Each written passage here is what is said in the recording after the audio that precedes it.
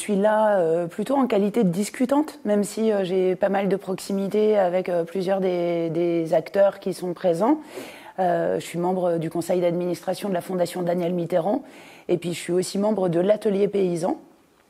qui fait de l'autoconstruction pour des engins agricoles pour les paysans. Et je suis aussi ancienne conseillère régionale, j'ai été élue pendant 11 ans. Et donc c'est aussi à ce titre-là et au titre de cette expérience que je suis là aujourd'hui pour partager un certain nombre d'observations, d'hypothèses sur la question de nos stratégies, de nos formes de militantisme et toutes les questions qui se posent à nous en fait aujourd'hui en termes d'action à la fois de résistance, d'alternatives et de bataille culturelle. Moi je suis plutôt une compagne de route, on va dire, de pas mal de luttes locales, ce qui fait que je circule beaucoup en France, un peu partout, en fonction en fait des endroits où il y a des besoins de coups de main, de relais. Et je fais surtout beaucoup office de pont et de passerelle et de médiation pour tisser en fait des réseaux archipélisés en fait entre tous ces îlots de résistance, d'alternatives, pour essayer de mailler tout ça et de sortir des marges et des interstices du système. Ce qui me motive le plus en fait en ce moment, c'est vraiment la question de la stratégie et la question des moyens financiers qu'on se donne et qu'on donne à toutes ces luttes locales, à tous ces lieux collectifs, à toutes ces alternatives, dans le sens où il me semble que le constat aujourd'hui, il est quand même assez largement partagé sur la toxicité du système capitaliste et le besoin de rompre en fait avec ce système.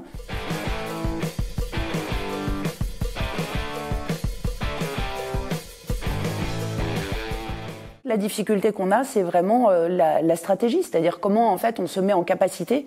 de faire ces choses qui nous semblent aujourd'hui souhaitables. Comment on s'allie, avec qui, sur quelle base, avec quel type d'éventail en fait d'action. C'est aujourd'hui l'angle mort, ou en tout cas la question sur laquelle on a le plus besoin de trouver des réponses communes. Et puis la question des moyens financiers, alors qui là pour le coup est vraiment un angle mort, hein, c'est-à-dire que concrètement en fait on a aujourd'hui 3 mouvements, me semble-t-il, sur ces questions de finances, vu de notre champ hein, des luttes et des alternatives. C'est que d'abord il y a une méfiance légitime et croissante vis-à-vis des financements privés venant de mécènes. C'est-à-dire c'est toutes les fondations en fait qui sont mises en place par les grosses multinationales du capitalisme prédateur qui se rachètent une conscience verte à peu de frais en montant des fondations et puis en allant financer des colloques, des séminaires sur l'environnement, la biodiversité, etc. Donc ça de plus en plus en fait ça devient de moins en moins acceptable de recevoir de l'argent de la part de ce type de mécénat. Le deuxième point qui est peut-être plus étonnant, c'est qu'il commence à y avoir une méfiance également grandissante vis-à-vis de l'argent venant des pouvoirs publics, c'est-à-dire tout ce qui vient des pouvoirs publics au sens large ou d'un certain nombre de ministères. Et cette méfiance-là, elle est aggravée aujourd'hui par l'engagement républicain, en fait, ça s'appelle comme ça, qui a été mis en place suite à l'adoption de la loi sur le séparatisme, qui oblige en fait les associations, les structures bénéficiaires qui reçoivent de l'argent public de signer cet engagement républicain dans lequel elles s'engagent à un truc assez vague mais assez inquiétant en fait, de pas troubler l'ordre public, de ne pas appeler à troubler l'ordre public, etc. Donc ce qui évidemment est problématique pour un certain nombre de structures. Et puis la troisième source de financement, mais qui en fait est en train de toucher très rapidement ses limites, c'est tout ce qui est financement participatif citoyen, avec toutes les cagnottes, etc. qui se montent, mais qui en fait, qu'on diffuse et qu'on relaye vers des individus, des personnes qui ont déjà du mal à boucler les fins de mois, quoi. Et en fait, on peut pas compter, en plus même politiquement, en fait, c'est pas viable de compter uniquement sur la générosité d'individus pour faire système et pour faire des sortes de contre-politiques à la base dans les territoires, etc. Donc cette question des moyens financiers de nos actions, de nos stratégies et de toutes ces bifurcations, de la mise en œuvre de ces bifurcations, elle est pour moi aujourd'hui absolument cruciale. Et donc pour moi, ça fait partie des chantiers vraiment là urgents à mettre sur le métier, quoi. Il y a un vrai mouvement du côté d'un certain nombre de financeurs, de fondations, qui sont des fondations, on va dire, plus éthiques et plus respectables, qui s'interrogent justement sur le fait sur la part en fait du financement d'actions de plaidoyer par rapport au financement d'actions directes, performatives. Et donc, il me semble qu'il y a toute une réflexion qui s'engage dans ces fondations-là, qui va vraiment dans le bon sens et qu'il faut accompagner, y compris d'ailleurs en augmentant la compréhension de ce qui est en train de se passer dans les réseaux libertaires, autonomes, autogestionnaires, qui sont aussi présents là aujourd'hui. Ça, c'est un mouvement qui me semble vraiment intéressant. Après, il y a aussi la constitution de foncières, de fonds de dotation, comme Antidote, par exemple, qui est aussi représenté, qui examine en fait comment hacker des dispositifs existants qui, au départ, ont été imaginés par Christine Lagarde quand elle était ministre de l'économie de Sarkozy, mais qu'on peut en fait retourner à notre profit. Donc ça, c'est aussi des choses probablement à explorer. Et puis la troisième piste, à mon sens, c'est que en fait d'inverser un peu la logique et d'essayer de réfléchir davantage à non pas comment est-ce que on va chercher de l'argent pour financer des actions ou des campagnes, mais comment est-ce qu'on se met en situation d'avoir moins besoin d'argent en fait pour ces actions et ces campagnes.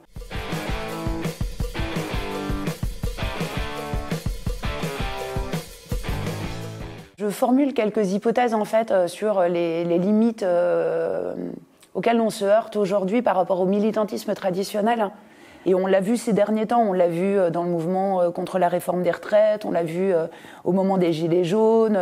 on l'a vu avec la pétition L'affaire du siècle. En fait, il ne suffit plus d'être très nombreux à réclamer la même chose au même moment pour être entendus par des pouvoirs publics et un gouvernement qui sont de plus en plus sourds et aveugles en fait au mouvement de contestation. Et donc par rapport à ça, il me semble qu'il y a des choses qui sont vraiment en train de s'inventer et de se construire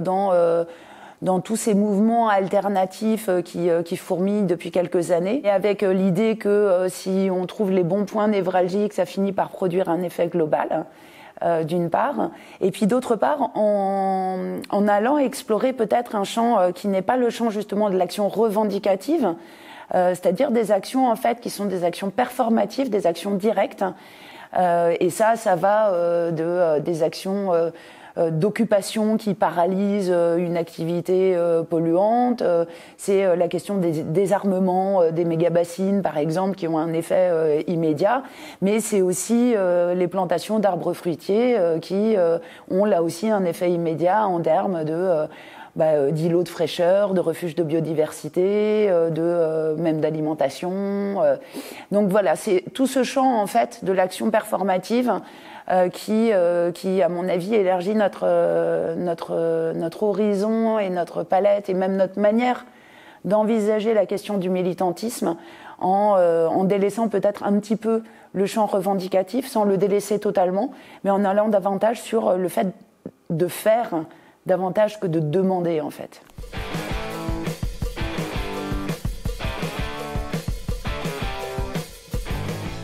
Moi, j'ai été élue régionale pendant 11 ans. Et donc, j'ai vraiment tenté de jouer le jeu, justement, de l'institutionnel et de voir comment on pouvait faire bouger l'institution de l'intérieur en étant élue au conseil régional en Auvergne-Rhône-Alpes, en étant à la direction nationale d'un parti, le parti de gauche, pendant 10 ans, en me présentant aux élections, en faisant tout ce dispositif un peu classique, entre guillemets. Et j'ai décidé de changer de méthode et de quitter à la fois le parti, l'institution, les élections, etc. Il me semble qu'il y a aujourd'hui trop de limites et de choses trappes et de règles du jeu faussées pour que ce soit ça qui nous permette en fait d'infléchir suffisamment de choses là dans les délais qui nous sont impartis par rapport à l'urgence et à la gravité de la situation, que ce soit sur le plan du climat, de la biodiversité, des questions sociales ou démocratiques.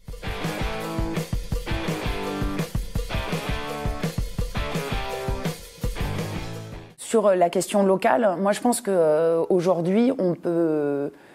plus éviter en fait la question d'un ancrage territorial pour les luttes et que c'est de là que ça part, parce que c'est là que se créent en fait des communautés affinitaires, à la fois des communautés humaines, de gens qui vont avoir envie de lutter ensemble parce qu'ils se connaissent, parce qu'ils se croisent, parce qu'ils habitent un même territoire, et de communautés plus larges, avec des paysages, avec des non-humains qui l'habitent, avec toute une écologie de subsistance liée à un lieu. Par contre, reste la question effectivement de savoir comment on l'articule à d'autres niveaux pour pas être sur du localisme primaire et du repli sur des petites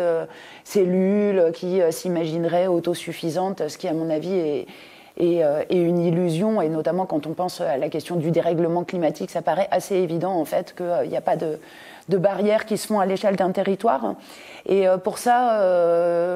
moi j'explore beaucoup la piste de ce qu'on appelle le confédéralisme démocratique, qui est justement une manière d'imaginer l'articulation entre des systèmes d'organisation très locaux qui vont se fédérer en fait pour progressivement vider l'État d'un certain nombre de ses prérogatives institutionnelles et le remplacer par un système confédéraliste. Et pour ça, il y a une source d'inspiration majeure aujourd'hui qui est le Rojava, les territoires auto-administrés du nord-est syrien, pour essayer de voir les enseignements politiques en fait qu'on peut en tirer, parce qu'il y a à la fois cette volonté justement de mettre en place une organisation démocratique qui s'inspire du municipalisme libertaire, du confédéralisme démocratique. C'est évidemment très riche et je pense qu'on a beaucoup à en apprendre, même si on ne peut pas plaquer des situations d'un territoire à un autre. Mais on peut s'en inspirer et on peut regarder en tout cas en face ce qui se passe là-bas et essayer d'être le plus lucide possible sur ce qui nous arrive dans le viseur et la manière dont on a à apprendre de ce type d'expérience-là.